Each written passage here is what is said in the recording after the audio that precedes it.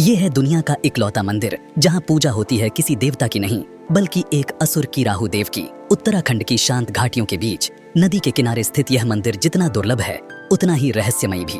मंदिर तक पहुंचने का रास्ता टेढ़ा मेढ़ा है, कभी संकरी पगडंडी, कभी उतराई और हर मोड़ पर बदलता नजारा।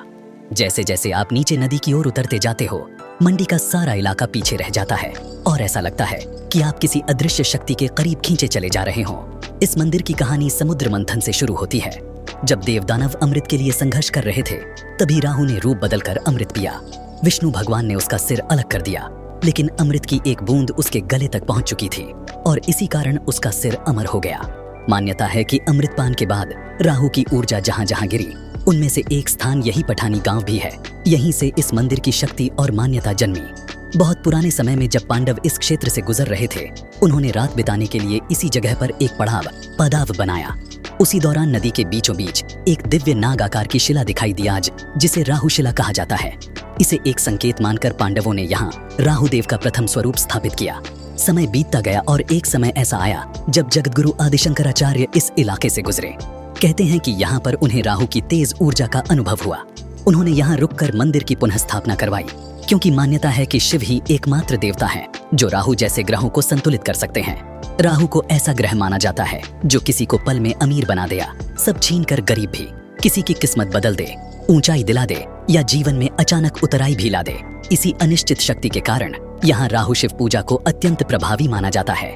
कथाओं में तो यह भी कहा जाता है कि एक बार इंद्रदेव की रात का पद छिन गया, अर्थात उनके राज सुख, वैभव और तेज में बाधा आई। समाधान खोजते खोजते वे इसी स्थान तक पहुंचे जहां उन्होंने भगवान शिव और राहु देव की संयुक्त पूजा की।